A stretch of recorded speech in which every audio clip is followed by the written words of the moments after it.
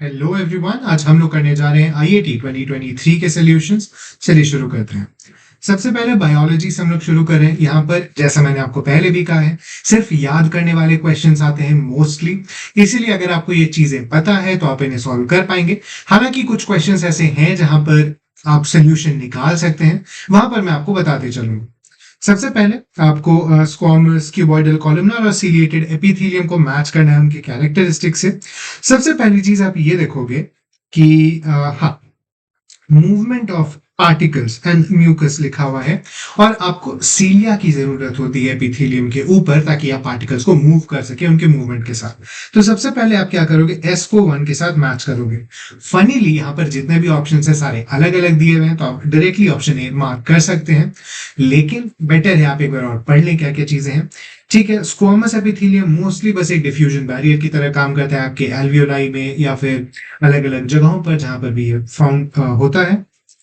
Cuboidal epithelium आपको पता है इस तरह से क्यूब के शेप का होता है, बेसिकली क्यूबॉइड के शेप का नहीं। और क्यूबॉइड के शेप का एक्चुअली कॉलमनार एपिथेलियम होता है, जो कि इस तरह से लंबा होता है। इसके साथ ही क्यूब मैंने इसे क्यों कहा था, क्योंकि यहाँ पर सेंटर ऑफ द सेल में पाया जाता है न्यूक्लियस, और इसीलिए आप देखोगे क्यूब थर्ड ऑप्शन से मैच होगा, और कॉलमनार उसके बेस वाले ऑप्शन से मैच होगा। ठीक है, नेक्स्ट है, which of the following best describes peptones. तो peptones are partially digested proteins. Simple सा क्वेश्चन है, डायरेक्टली आपसे पूछा है पेप्टोन क्या है, अगर आपको पता है तो आप बता सकते हैं। यहाँ पर थोड़ा सा हो सकता है आपको हेल्प भी करे ऑप्शंस को पढ़ना। जाइमोजन अगर आपको नहीं पता है तो उसे छोड़ ही दीजिए। एक्टिवेटेड फॉर्म ऑफ पेप्सिन, हो सकता है आप कंफ्यूज हो सकते हैं यहाँ पर, लेकिन बेटर वही होगा अगर आपने एक बार इसे पढ़ा है तो आप आसानी से इसे अटेम्प्ट कर सकते हैं। आगे बढ़ते हुए, match the biomolecules with corresponding chemical nature. तो अगेन वही चीज है कि अगर आपको ये चीजें पता है तो आप कर पाएंगे। इंसुलिन थोड़ा आसान है याद रखना, क्योंकि ये एक हेड्रोपॉलीमर होता है। आप इसे यहाँ पर मार्क कर सकते हो, सॉरी हाँ, आप इसे देखोगे यहाँ पर मार्क करोगे। अगेन सारे ऑप्शंस अलग हैं, तो अगर आपको एक भी पता है उन चारों में से तो आप इसे मार्क कर सकते हैं। बहुत ही इंपॉर्टेंट चीज है बायो में, जितनी ज्यादा चीजें आप पढ़ सकते हैं, जितना विड्थ आप कवर कर सकते हैं कर लीजिए, क्योंकि अगर आपको थोड़ी बहुत चीजें भी याद रहेंगी तो ऐसे ऑप्शंस खासकर मैच द फॉलोइंग टाइप पे आपके सही हो जाएंगे। Next, mitotic drug inhibits microtubule formation. Which of the following stages of karyokinesis is the first to be get affected? तो आपको पता है क्या क्या स्टेजेस होते हैं। प्रो, मेटा, एना, टेलो। सबसे पहले प्रोफेज आता है, फिर मेटाफेज आता है, फिर एनाफेज आता है, फिर टेलोफेज आता है। ठीक है, प्रोफेज में अगर आप याद करेंगे माइक्रोट्यूब्यूल फॉर्मेशन हो ही रहा था, उसमें कुछ इफेक्ट आएगा नहीं। इनहिबिट करता है माइक्रोट्यूब्यूल फॉर्मेशन, यानी जो स्टेप आपका अफेक्ट होगा वो होगा मेटाफेज, जब एक्चुअली माइक्रोट्यूब्यूल्स आकर अटैच होते हैं इन क्रोमोसोम से, जो कि सेल के बीच में होते हैं, इसीलिए इसे मेटाफेज भी कहा जाता है। ये वाला प्रोसेस नहीं हो पाएगा क्योंकि माइक्रोट्यूब्यूल्स अब फॉर्म नहीं कर रहे। और इसके बाद एना और टेलोफेज तो इफेक्ट होंगे ही, क्योंकि माइक्रोट्यूब्यूल्स नहीं है तो उन्हें दो अलग अलग एंड्स पर खींचेगा कौन, और अगर वो दो अलग एंड्स पे जाएंगे नहीं तो सेल किस तरह से डिवाइड कर पाएगा। ठीक है, नेक्स्ट क्वेश्चन क्या है, which of the following statement regarding seed structure is incorrect. Again आपको अगर प्लांट बायो आपने थोड़ी बहुत पढ़ी होगी तो यहाँ से आप इस क्वेश्चन को आसानी से आंसर कर सकते हैं। इनकरेक्ट ऑप्शन वही है, in monocot seed the membranous seed coat that is fused with the fruit wall is called aleurone layer. Monocot dicot plants के बीच का डिफरेंस एक बार जरूर देख लीजिएगा, काफी सारे होते हैं फ्लावरिंग पैटर्न्स रूट वगैरह में भी, तो वो सारी चीजें एक बार देख लेंगे तो बेटर रहेगा। Next, which of the following anatomical features of wood can be used to estimate age of tree growing on temperate climate? ये चीज अगर आपने बायो में नहीं तो हो सकता है जीके में पढ़ी हो कि ट्रीज जब आप देखते हैं तो इस तरह के रिंग टाइप के, या अगर इन जनरल कोई लॉग अगर कट किया हुआ है तो उसे जब आप जाकर देखोगे तो इस तरह के सर्कल्स दिखेंगे एक के बाद एक।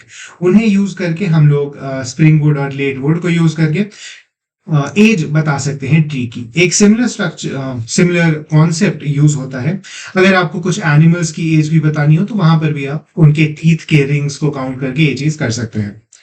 हाँ, काउज के हॉर्न्स के रिंग्स को भी इस तरह की चीजें आप कर सकते हैं। नेक्स्ट क्वेश्चन में हमसे पूछा है, which one of the following statement is correct about biological nitrogen fixation. ये चीज यहाँ ध्यान से पढ़ना, आपको करेक्ट स्टेटमेंट पूछा है, बायोलॉजिकल नाइट्रोजन फिक्सेशन के बारे में पूछा है। पहला ही ऑप्शन अगर आप देखोगे तो मॉलिब्डेनम और आयरन एज कोफैक्टर्स यूज होते हैं, तो ये चीज सही है यहाँ पर। कुछ ऑप्शंस और आप एक बार देख सकते हो, atmospheric nitrogen fix by nitrogenase converting into two NO3 minus, ये फॉल्स है। सिमिलरली नाइट्रोजनेज को ऑक्सीजन की जरूरत नहीं होती है टू फंक्शन। ठीक है, आगे बढ़ते हुए हम लोग देखेंगे which of the following is an example of genetic diversity? तो variation in potency and concentration of reserpine produced by Rauwolfia vomitoria। ठीक है, ये ऑप्शन तो सही होगा ही। नेक्स्ट क्या है, higher diversity of amphibians in Western Ghat then in Eastern Ghats. Genetic diversity नहीं कहेंगे इसे यहाँ पर। Greater variation of ecosystem found in India then in Scandinavia. ये सारी जियोग्राफिकल रीजंस के कारण या फिर जो इन्वायरमेंटल फैक्टर्स हैं उनके कारण आने वाली डाइवर्सिटी है, ना कि जेनेटिक फैक्टर से अराइज होने वाली। Greater diversity of plant species, again similar type की चीज है। अगर आपका ज्योग्राफिकल बैरियर ज्यादा है या फिर इकोसिस्टम ज्यादा रिच है न्यूट्रिएंट्स वगैरह से, तो वहां पर ज्यादा डाइवर्सिटी आपको देखने को मिलेगी, जैसा ऐसा वेस्टर्न घाट्स या ट्रॉपिकल एरियाज में देखने को मिलता है as compare to temperate areas. Next क्या है, when the ribosome encounters a stop codon in mRNA during translation, which of the following binds to the stop codon? इसका आंसर रिलीज फैक्टर है। अगर आपने बायोटेक्नोलॉजी वाला चैप्टर पढ़ा है तो वहां पर आपने ये चीज देखी होगी, या इवन जेनेटिक्स में भी मॉलिक्यूलर बेसिस ऑफ इनहेरिटेंस अगर आपने पढ़ा है तो वहां पर भी आप इस चीज को देख सकते हैं। Next, which of the following match the columns in column 1 with corresponding physiological roles? ठीक है, Sertoli cells, follicle stimulating hormone, placenta और यूरेथ्रा। काफी अलग अलग टाइप के ऑप्शंस हैं। अगर आपने बेसिक क्लास 10 की बायोलॉजी पढ़ी है तो आपको पता हो जाएगा इसका आंसर। देखो, यूरेथ्रा है, carries urine away from bladder, क्योंकि यही आपका एग्जिट पॉइंट होता है यूरिन का। ठीक है, प्लेसेंटा है, हाँ, गोनाडोट्रोपिन सेक्रीट करता है। देखो, गोनाडोट्रोपिन ये हार्मोन जो है वो प्लेसेंटा में सेक्रीट होता है। नेक्स्ट, फॉलिकल स्टिम्युलेटिंग हार्मोन अगर हम लोग देखेंगे तो वो ओव्यूलेशन ट्रिगर करता है। ठीक है, सर्टोली सेल्स न्यूट्रिशन प्रोवाइड करते हैं स्पर्मेटोजोआ को। काफी अलग अलग जगहों के ऑर्गन्स का यूज किया गया था यहाँ पर, इसीलिए अगर आपको हल्की फुल्की नॉलेज भी है तो आप इसे कर सकते हैं। नेक्स्ट क्वेश्चन में आपसे पूछा है कि which of the following disease does the causative agent require splicing of their hnRNA to generate mature mRNA. HnRNA जैसे हम लोग जानते हैं प्री एमआरएनए को कहते हैं। इसका आंसर मलेरिया होगा। बाकी तीनों डिजीज बैक्टीरिया से होते हैं, ये प्लाज्मोडियम से होता है। Next, in an island with 10,000 individuals 4 have sickle cell anaemia recessive autosomal disease assuming locus is Hardy-Weinberg equilibrium, how many individuals are expected to be heterozygous for the disease allele? मुझे उम्मीद है आपको Hardy Weinberg equilibrium के बारे में पता होगा। मैंने अपने पिछले सोल्यूशन वीडियो में भी इस पर काफी डिटेल में बात किया था। सबसे पहले हमें क्या दिया है, 4/10,000 अफेक्ट हुए हैं एक रिसेसिव से, तो this is basically Q square. ठीक है, तो यहां से क्यू क्या आएगा आपके पास, 2/100 या 0.02। ठीक है, अब P क्या आएगा, P हमें पता है P plus q is equal to 1 होता है, तो P यहां पर आ जाएगा 0.98। ठीक है, अब देखो, अगर आपसे पूछा है कि हेट्रोजाइगस क्या होंगे तो वो हम लोग जानते हैं P square plus Q square plus 2PQ होता है। ये 2PQ हेट्रोजाइगस इंडिविजुअल्स होंगे, हाँ, यानी 2 × 0.98 × 0.02। अब आपको इंडिविजुअल्स पूछा है, ये आपके दोनों फ्रैक्शंस थे, इसीलिए इसको 10,000 से मल्टीप्लाई कर दो, आपका आंसर आ जाएगा 392, यानी 98 × 4 जो आ रहा है आप कैलकुलेटर बैठा कर देख सकते हो। हेंस आपका आंसर है यहाँ पर 392 इंडिविजुअल्स जिनके पास ये हेट्रोजाइगस ट्रेट होगा। नेक्स्ट क्वेश्चन में हमें सबस्ट्रेट दिया हुआ है और उसके एक्टिव साइट दिए हुए हैं, एलोस्टेरिक साइट भी दिए हुए हैं, और हमसे पूछा है किस इनमें से कौन से कॉम्पिटिटिव इनहिबिटर्स के ऑप्शंस हैं। तो देखो, कॉम्पिटिटिव इनहिबिटर क्या करता है, वो सबस्ट्रेट से कंपीट करता है फॉर द एक्टिव साइट। यहां पर हम देख सकते हैं एक्टिव साइट क्या है, एक ट्रायंगुलर शेप का है, सबस्ट्रेट भी जो उसको फिल कर रहा है। हेंस जिसका भी बेस ट्रायंगुलर होगा वो उसके कॉम्पिटिटिव इनहिबिटर्स होंगे। यहाँ पर P और S ऐसे शेप्स हैं जो इनके कॉम्पिटिटिव इनहिबिटर हैं। इसके अलावा QRT इसके एलोस्टेरिक साइट पर हिट करने वाले इनहिबिटर्स हैं, यानी वो नॉन कंपेटिटिव इनहिबिटर्स की कैटेगरी में आएंगे। ठीक है, नेक्स्ट हमसे पूछा है 1000 बेस पे DNA fragment, clone size, HIND3, EcoR1, plasmid vector 3500 base pair. The clone fragment has an not one site as shown in the figure in order to confirm the presence. ठीक है ठीक है ठीक है। अगर आपने बायोटेक्नोलॉजी वाला चैप्टर पढ़ा है, नहीं भी पढ़ा है, तो थोड़ा लॉजिक लगाकर आप इसे सॉल्व कर सकते हैं। देखो सबसे पहले हमें क्या दिया है, डाइजेशन किया जा रहा है नॉट वन और EcoR1 के यूजेज से। डाइजेशन का मतलब अगर आपने नहीं भी पढ़ा है तो आप निकाल सकते हो सिंपली। सबसे पहली चीज क्या है कि ये जो पूरा सर्कल है दैट इज 3500, ठीक है। अब देखो नॉट वन जब हम लोग डालेंगे तो वो इस नॉट वन और इस नॉट वन पर कट कर देगा। इसके अलावा कितना है ये 1100, 500, 400 और देखो एक और चीज यहाँ पर ये दी हुई है कि 1000 बेस पेयर का DNA यहाँ पर हमने बीच में इंसर्ट किया है, यानी ये वाला चीज 600 बेस पेयर्स होगा, ठीक है। अब देखो 3500 में से अगर हम लोग ये 1600 हटा दें, अभी हमने इंसर्शन नहीं किया है, लेट से हम ये 1600 अगर हटा दें जो कि ये नॉट वन और नॉट वन के डाइजेशन से होगा, हमारे पास बचेगा कितना 1900 का एक फ्रैगमेंट, ठीक है। ये हमें कहाँ कहाँ दिख रहा है, चारों में दिख रहा है, ठीक है, तो कोई टेंशन की बात नहीं है। नेक्स्ट अब देखो हमें दिया है EcoR1 और नॉट वन से, ठीक है, मैं इसे हटा देता हूँ। EcoR1 और नॉट वन से, यानी ये 500 बेस पेयर्स वाला भी आपको फ्रैगमेंट दिखेगा आपके जेल में। 500 बेस पेयर्स यहाँ है, यहाँ नहीं है, यहाँ नहीं है, यहाँ नहीं है। बेसिकली आपका ऑप्शन अभी ही क्लियर आउट हो गया है। फिर भी मैं आपको दिखा देता हूँ हर बैंड कहाँ कहाँ से आ रहा है। एक और है ये EcoR1, ये नॉट वन जब काटेगा तो 400 का आएगा जो कि यहाँ पर दिख रहा है। इसके अलावा ये नॉट वन जिसके बाद में 600 है और ये नॉट वन, ये दोनों जब कट करेंगे तो यहाँ से एक 1700 का निकलेगा, ठीक है। ये 1700 भी हमें यहाँ पर देखने को मिल रहा है। इसीलिए फर्स्ट लेन में आपका एक 1900, एक 1700, एक 500 और एक 400 देखने को मिल रहा है आपको। सेकेंड लेन में देखो आपको नॉट वन और HIND3 से काट रहा है, ठीक है। नॉट वन के रहने से सबसे पहले तो 1900 और हाँ 1900 का एक मिल ही जाएगा। इसके अलावा इस नॉट वन और इस HIND3 के बीच में 1100 का एक मिलेगा, ठीक है। इस HIND3 और नॉट वन के बीच में ये 600 का मिलेगा, ठीक है। और इस नॉट वन और इस नॉट वन के बीच में एक 900 का तो मिलेगा ही आपको, ठीक है। तो इस तरह से आपके दोनों लेन्स क्लियर हो जाते हैं। इवन इफ आपको नहीं पता है ये वाली चीज, तो बेसिक मैथमेटिक्स का यूज करके आपको अगर एडिशन सब्ट्रैक्शन आती है तो आप इस क्वेश्चन को सॉल्व कर सकते हो, कुछ बहुत ज्यादा टफ नहीं, ठीक है। नेक्स्ट हमें पूछा है pedigree chart, genetic disorder only affected individuals हैं, वन फर्स्ट जनरेशन के 2 और थर्ड जनरेशन के 2। Which of the following is the correct pattern of inheritance of disorder and genotype of 2-3 individual? Fine. देखो अब हमें क्या दिया हुआ है, एक पेडिग्री चार्ट है जिसमें एक पेरेंट जिसको ये डिजीज नहीं है और दूसरा पेरेंट जिसको ये डिजीज है, वो दोनों क्रॉस करते हैं और हमें दोनों ऐसे इंडिविजुअल्स मिलते हैं जिनको ये डिजीज नहीं है। हेंस ये एक रिसेसिव ट्रेट है, ये एक डोमिनेंट ट्रेट नहीं होगा, ठीक है। नेक्स्ट देखो 2 और एक अननोन इंडिविजुअल एक दूसरे से मेट कर रहे हैं और उसके बाद एक सिंगल इंडिविजुअल को ये डिजीज हो रहा है। सबसे पहले ये मेल को हुआ था, फिर ये फीमेल को हुआ था, इसीलिए ये कोई सेक्स रिलेटेड डिजीज नहीं है, इसीलिए एक ऑटोसोमल रिसेसिव डिजीज है, ये एक एक्स लिंक्ड रिसेसिव नहीं है। फाइन। अब देखो 3 अगर होमोजाइगस होगा नॉर्मल एलील से और अगर ये एक रिसेसिव ट्रेट है एक्चुअली, तो दोनों जो ऑफस्प्रिंग्स होंगे वो नॉर्मल फिनोटाइप शो करेंगे। लेकिन यहाँ पर एक ऑफस्प्रिंग एक डिजीज फिनोटाइप शो कर रहा है, इसीलिए ये जो 3 है वो एक हेट्रोजाइगस होगा। हो सकता था 3 can be homozygous with the disease allele, लेकिन आपको लिखा है कि the only affected individuals are 1 का 2 और 3 का 2। हेंस ये वाला इंडिविजुअल डिजीज तो नहीं है, लेकिन एक हेट्रोजाइगस होगा जिसके कारण इसका हेट्रोजाइगी और इसका हेट्रोजाइगी मिलकर इसके ऑफस्प्रिंग को डिजीज दे रहा है। नेक्स्ट हम लोग शुरू करते हैं केमिस्ट्री। तो सबसे पहले हमें क्या दिया हुआ है, how many radial nodes does Ca+ have in its 4s orbital. हमें पता है रेडियल नोड्स का फॉर्मूला क्या होता है, n-l-1। यहाँ पर n है 4 और l है 0, क्योंकि s ऑर्बिटल का l जो होता है वो 0 होता है, तो 4 - 0 - 1 इज इक्वल टू 3 इसके रेडियल नोड्स आ जाएंगे।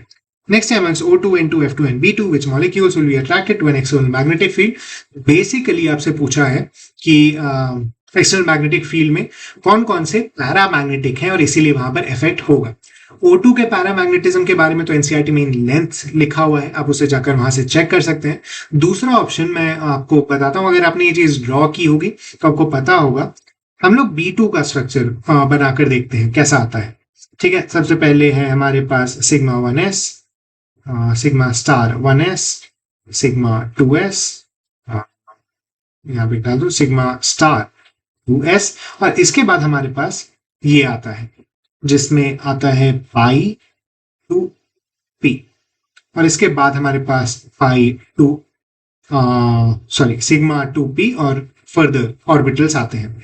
ठीक है, जब हम लोग इसके 10 इलेक्ट्रॉन्स फिल करेंगे तो हम लोग क्या देखते हैं, यहाँ पर दो इलेक्ट्रॉन्स उसके पाई 2p में है, और क्योंकि पाई में है दो इलेक्ट्रॉन्स तो वो दोनों अलग अलग सेम स्पिन के साथ अलग अलग ऑर्बिटल्स में सिट करते हैं। इसीलिए आप देखोगे ये दोनों अनपेयर्ड हैं, और इसी के कारण B2 के अंदर आपको पैरामैग्नेटिक प्रॉपर्टी देखने को मिलती है, और इसीलिए इसका ऑप्शन O2 और B2 होगा। O2 के अंदर भी ज्यादा कुछ डिफिकल्टी है नहीं बनाने में। ठीक है, 4 5 6 7 8 9 10 11 12 13 14 और 15 16। O2 के अंदर भी आप देखोगे दो अनपेयर्ड इलेक्ट्रॉन्स है, और इसीलिए ये भी पैरामैग्नेटिक होता है इन नेचर। O2 के आपने वीडियोस भी देखे होंगे जहां पर अगर आप लिक्विड ऑक्सीजन को डालते हैं दो मैग्नेट्स के बीच में तो वो वहीं पर अटक कर रह जाता है हवा में, क्योंकि वो मैग्नेटिक फील्ड के प्रेजेंस में फोर्स एक्सपीरियंस करता है। Next, what is the smallest PBP bond angle in the highly reactive allotrope of phosphorus? थोड़ा क्वेश्चन फनी टाइप का है, हाईली रिएक्टिव फॉस्फोरस का एलोट्रोप आपसे पूछा है, आपको पता होना चाहिए। फॉस्फोरस का मोस्ट रिएक्टिव एलोट्रोप जो है वो मोस्ट स्ट्रेस्ड एलोट्रोप भी है।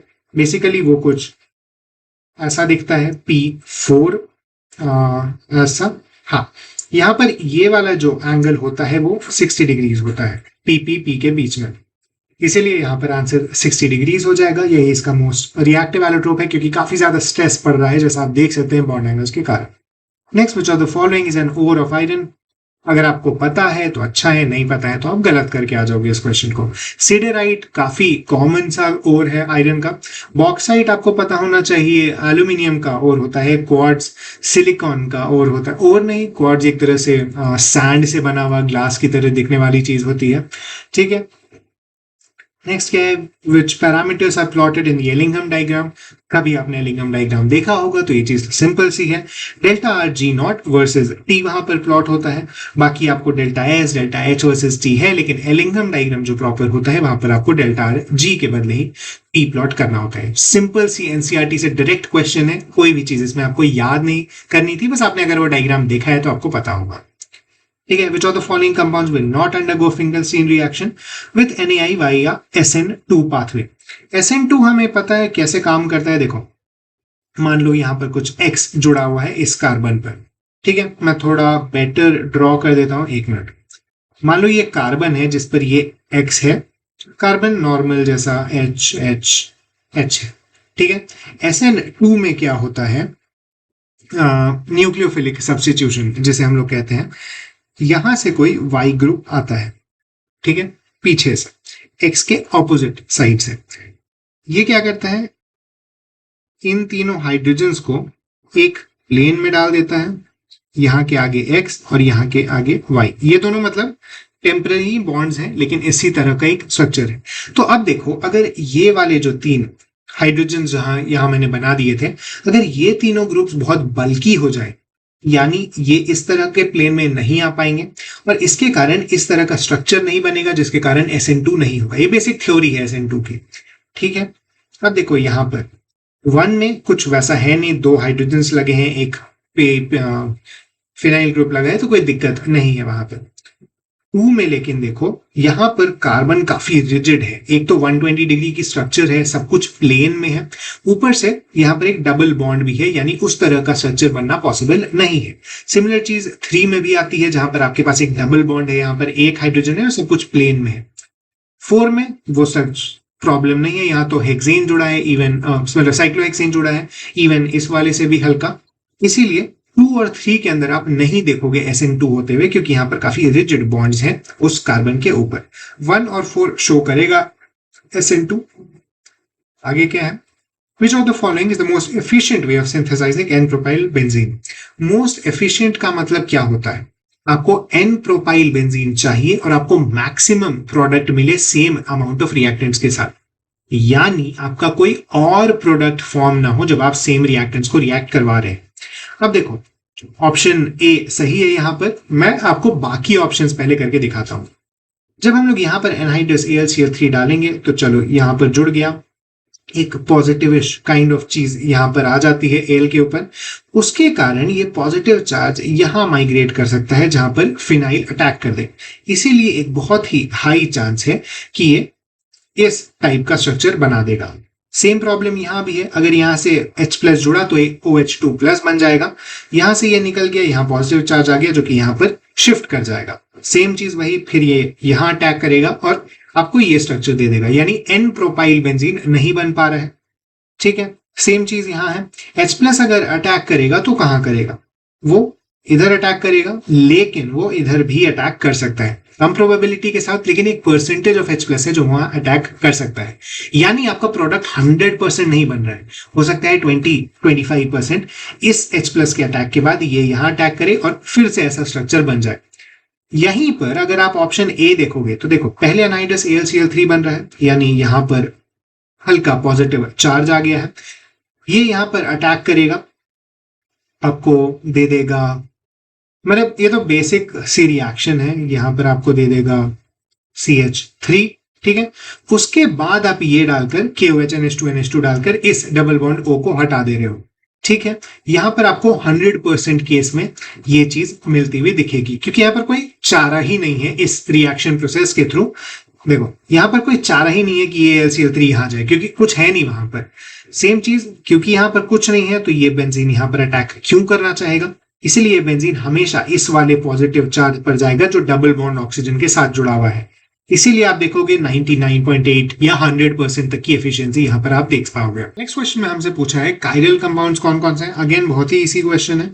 देखो, सबसे पहले आपको दिया हुआ है इस तरह का एक हेक्सेन रिंग है प्लेन में, उसके ऊपर CH3 है, नीचे CH3 है, नीचे NH2 है, ऊपर H+ है। अब देखो, ये अगर हेक्सेन का रिंग का प्लेन है, हमें क्या दिया हुआ है, यहां से ऊपर CH3, नीचे CH3, यहां से ऊपर H, नीचे NH2। अगर हम लोग इस प्लेन पर एक लाइन बनाए या फिर इस प्लेन को ले लें तो हमारे इधर और इधर सिर्फ हेक्सेन है, क्योंकि जितने भी एक्स्ट्रा कंपाउंड्स है वो तो सारे इस प्लेन पर, एक यहाँ है, एक यहाँ है, एक यहाँ है, एक यहाँ है। इसीलिए जब आप इस प्लेन को लोगे तो इसके इधर भी हेक्सेन है, इसके इधर भी हेक्सेन है। इसीलिए यहाँ पर एक लाइन ऑफ सिमेट्री एग्जिस्ट करती है, एक प्लेन ऑफ सिमेट्री एग्जिस्ट करता है कंपाउंड में। इसी कारण ये कायरल नहीं है। कायरल कंपाउंड्स होते क्या है, जिनमें ना एक सेंटर ऑफ सिमेट्री हो, ना प्लेन ऑफ सिमेट्री हो, ना alternate axis of symmetry. Axis of symmetry अगर है भी तो कोई दिक्कत नहीं है, लेकिन ऑल्टरनेट एक्सिस ऑफ सिमेट्री अगर नहीं है, ऑल्टरनेट एक्सिस ऑफ सिमेट्री अगर नहीं है तो वो एक कायरल कंपाउंड होगा। ठीक है, सिमिलरली यहां पर अगर आप देखोगे तो एक तरफ Me है, दूसरी तरफ ये है, तीसरी तरफ ये, चौथी तरफ वो। एक कार्बन पर 4 अलग अलग ग्रुप्स हैं, यानी ये कार्बन कायरल है। स्टार लगा दो यहां पर।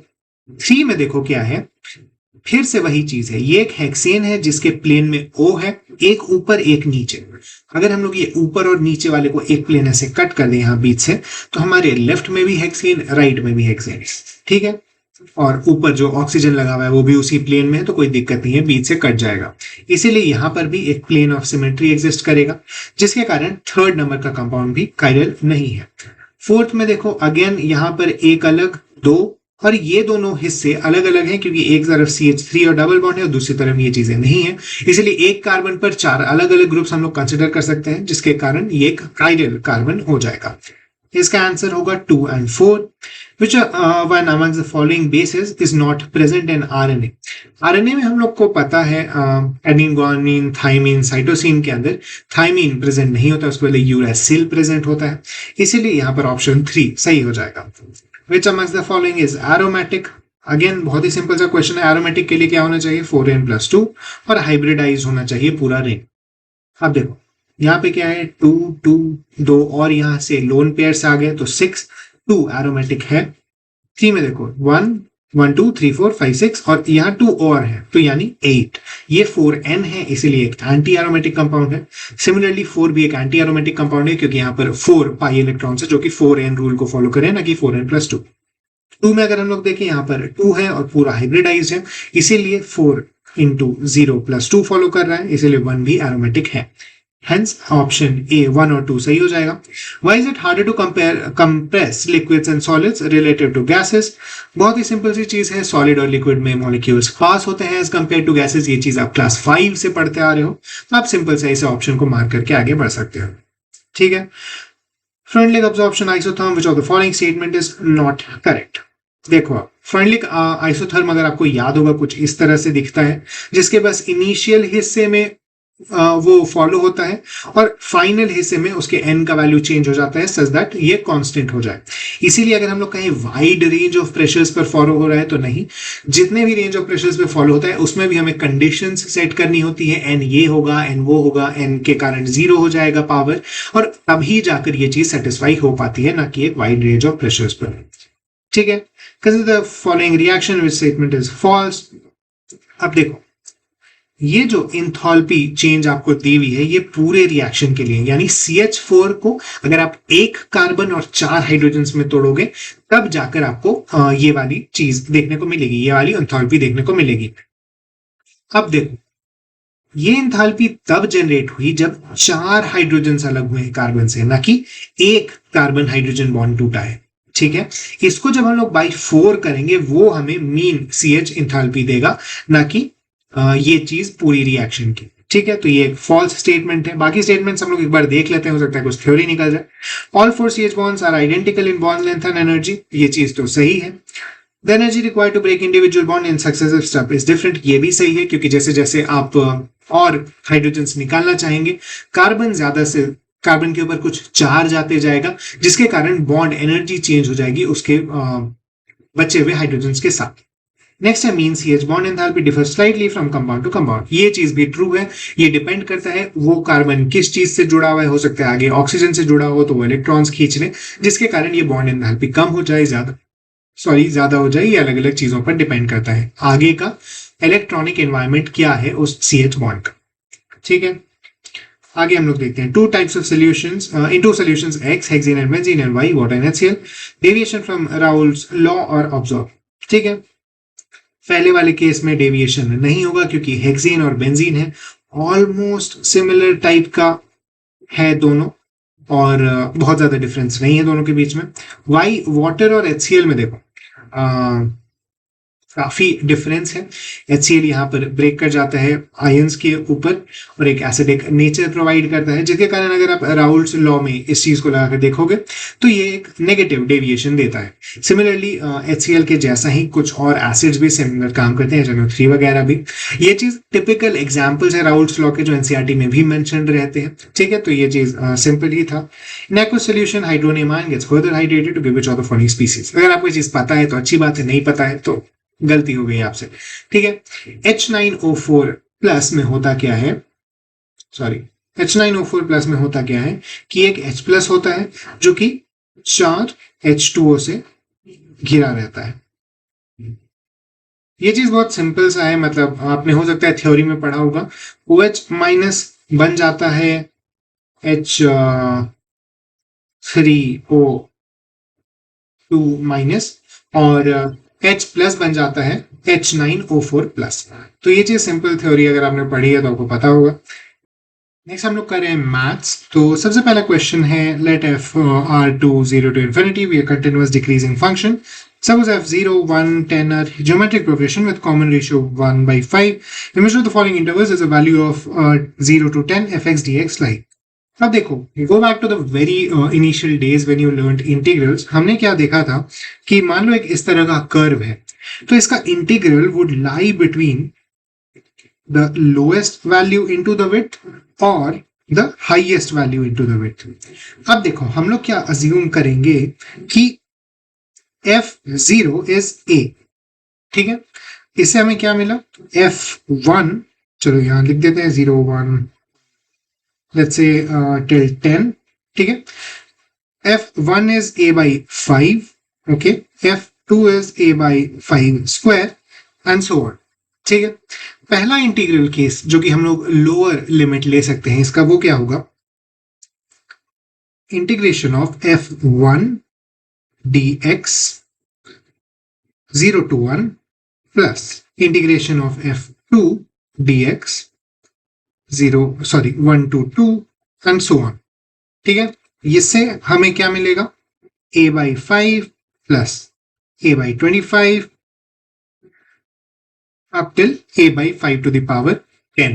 ओके, अब देखो जो हम अपर लिमिट लेंगे उसका क्या होगा, 0 to 1 f0 dx क्योंकि ये इसका अपर लिमिट है, plus 1 to 2 f1 dx and so on till 9 to 10 f9 dx। ठीक है, इसका सम क्या आ जाएगा, a plus a by 5 plus a by 5 square plus up till a by 5 to the power 9। ठीक है, ये होता क्या है, हमें ज्योमेट्रिक प्रोग्रेशन का सम पता है, तो a into 1 minus 1 by 5 to the power 9 by 1 minus 1 by 5। Okay, ये सॉरी 5 to the power 10 हो जाएगा यहाँ पर, क्योंकि r to the power number of terms होता है। ठीक है, ये क्या हो गया, 5 to the power 10 minus 1 by 5 to the power 9 into 4। क्यों, यहाँ पर 5 है, नीचे 5 है, ये 5 और इसका एक 5 कट जाएगा। ठीक है, इसके उलट हमें जो दूसरा वाला लोअर लिमिट मिल रहा था वो यहाँ पर a by 5 के साथ बन जाएगा, 5 to the power 10 minus 1 by 5 to the power 10 into 4। ठीक है, ये हमारे दो ऑप्शंस आ गए। अब देखो इनकी वैल्यू लाई कहाँ करेगी, हमें ये चीज देखना है। बेसिकली आपके पास कैलकुलेटर होगा एग्जाम में, आप इसे पुट करके देख सकते हो। मैं यहाँ पर आपको आंसर बताता हूँ क्या है, मैं कैलकुलेट करके रखा हूँ इसको पहले से। तो ये अराउंड 1.25 के आता है ए, और ये अराउंड 0.25 ए आ रहा है। ठीक है, यानी इस इंटीग्रल की वैल्यू 0.25 ए से 1.25 ए तक है। हमें पता है ए वाज आवर f0, यानी ये वैल्यू हमारी 0.25 f0 से 1.25 f0 के बीच है, यानी इसका आंसर हो जाएगा ऑप्शन ए। ठीक है, नेक्स्ट क्वेश्चन है, यही चीज मैंने यहाँ पर करके रखी है, आप यहाँ देख भी सकते हो। Next question, let M be a 3x3 matrix with real entry such that this equal this, what is the value of determinant of M। ठीक है, अब चलो इस सिनेरियो में हम लोग क्या कर सकते हैं, M को ले लेते हैं A1 A2 A3 B1 B2 B3 और C1 C2 C3। ठीक है, this multiplied by x1 x2 x3 equal to 0 0 0। Fine, देखो ये होगा क्या, तो हमारे पास होगा a1 x1 plus a2 x2 plus a3 x3 is equal to 0। Similarly b1 x1 dot dot dot b3 x3 is equal to 0। Similarly c1 x1 plus dot dot dot c3 x3 equal to 0। ठीक है, ये चीज आ गया। अब हमें क्या दिया हुआ है, x1 plus x2 is equal to x2 plus x3 is equal to 0, यानी x1 is equal to minus x2 is equal to x3। ये चीज यहां पर पुट कर दो, हमें क्या मिला, a1 x1 minus a2 x1 plus a3 x1 equal to 0, यानी a1 plus a3 equal to a2 और b1 plus b3 is equal to b2 और c1 plus c3 is equal to c2। बस ये वाला रिजल्ट हम लोग अभी के लिए याद रखते हैं, बाकी सब हम लोग क्लियर कर देते हैं। हमें क्या मिला था, a1 plus a3 is equal to a2 in all three cases. ठीक है, अब चलो नेक्स्ट चीज हम लोग क्या देख सकते हैं, वो ये है कि हमें इसका डिटर्मिनेंट निकालना है।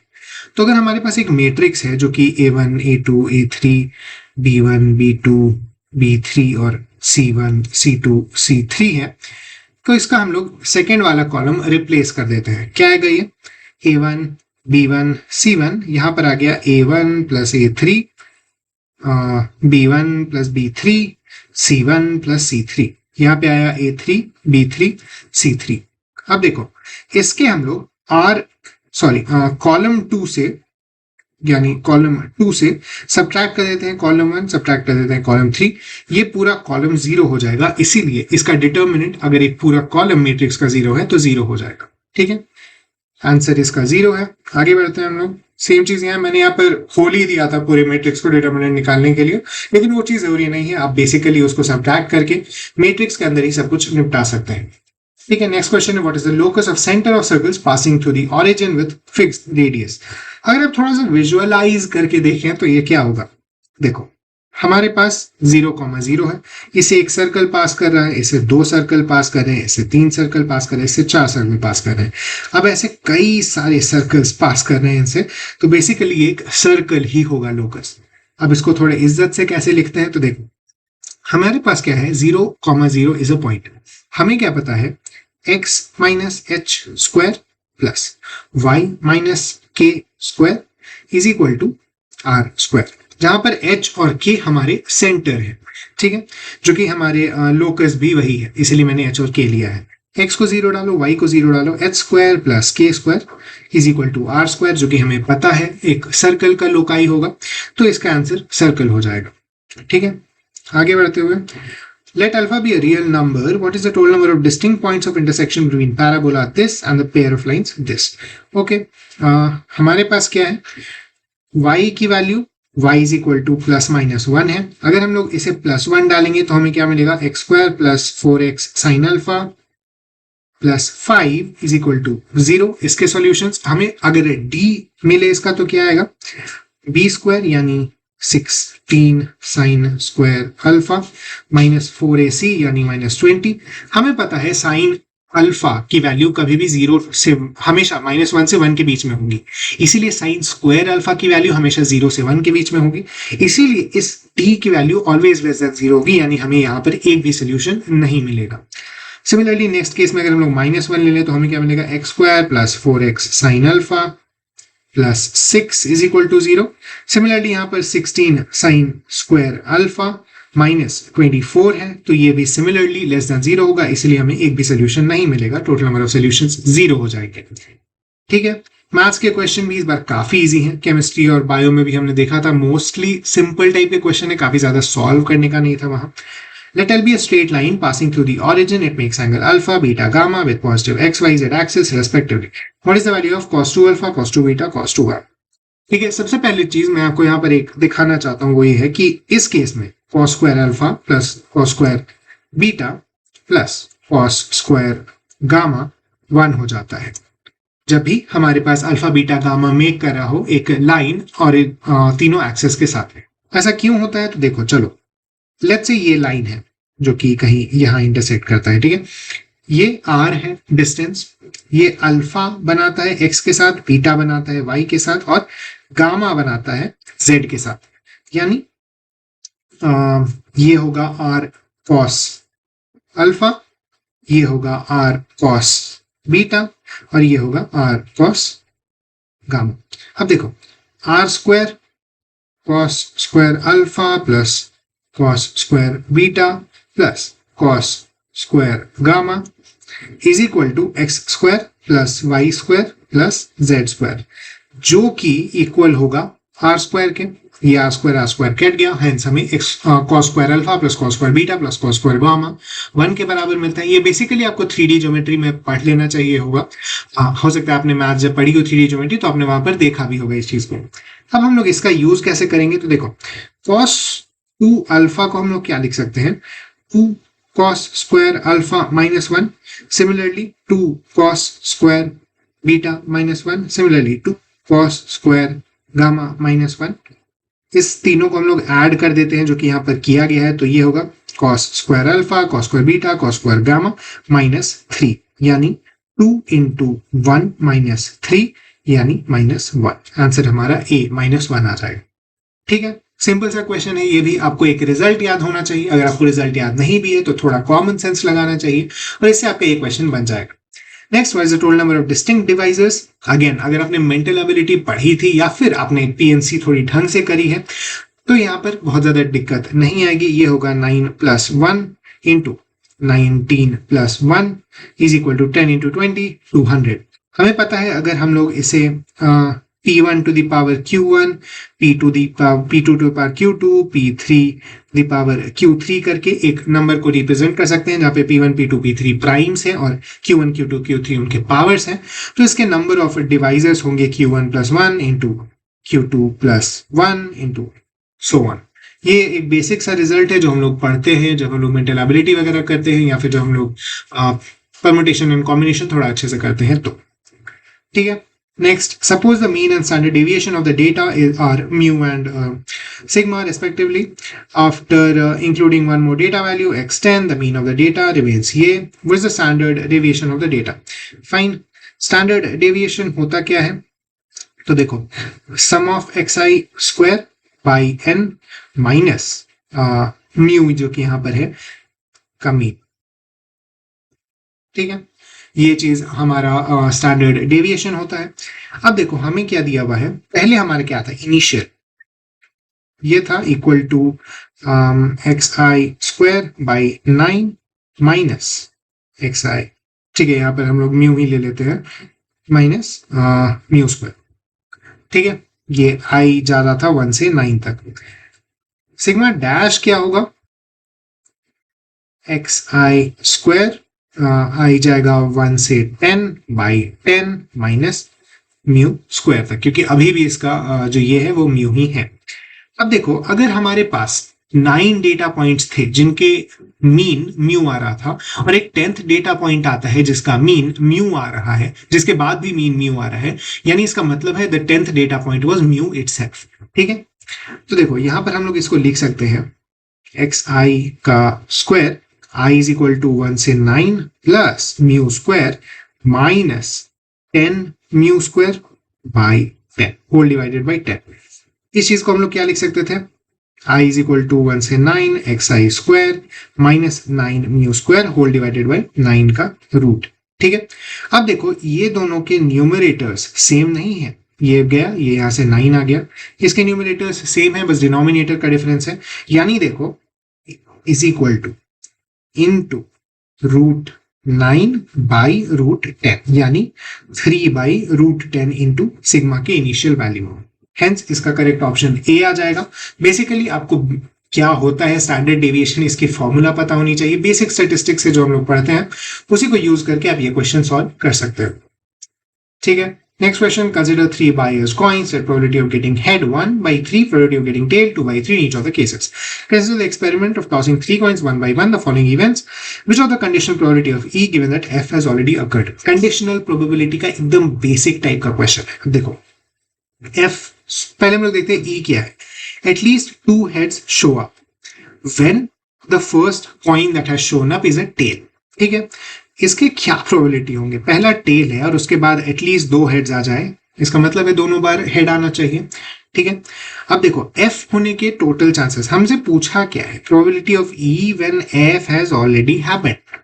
What is this, probability of E intersection F bye probability of F. Basic conditional probability अगर आपको पता है तो आप ये चीज कर सकते हो, ठीक है। ई कॉमा एफ का केस, ई इंटरसेक्शन एफ का केस यही है THH। अब देखो एफ के टोटल केसेस क्या क्या हो सकते हैं। First coin shows tail, THH जो ये केस है, THT, TTH और TTE, ठीक है। ये हमारे सारे केसेस हो गए। अब देखो इनकी प्रोबेबिलिटी अगर हम लोग 1/2 लेकर चलते तो बहुत ज्यादा टेंशन नहीं होता, सबकी सेम होती। लेकिन हमें दिया हुआ है कि ये जो बायस्ड है कॉइन, इसीलिए हेड आने का चांस सिर्फ 1/3 है जबकि टेल आने का चांस 2/3 है। तो ये चीज हम लोग यहाँ लिख देंगे 2/3 1/3 1/3 मल्टीप्लाई करके ऑफकोर्स 2/3 1/3 1/3। सिमिलरली अगला 2/3 1/3 2/3 2/3 2/3 1/3 और 2/3 2/3 2/3।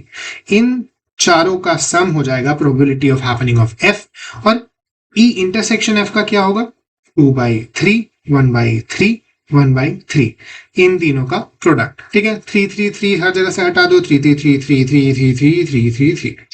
ऊपर क्या आएगा 2, नीचे क्या आएगा देखो 2 प्लस 4 प्लस 4 प्लस 8, 16 18, ठीक है 1/9, ए इसका ऑप्शन सही होगा। नेक्स्ट हम लोग देखते हैं which of the following differential equations has y is equal to e to power x as one of its particular solutions। बहुत ही सिंपल क्वेश्चन है, डिफरेंशियल इक्वेशन, आपको कुछ करना भी नहीं है, y भी आपको दिया हुआ है, y ये है, dy by dx भी यही है, D square y by dx square भी यही है, ठीक है।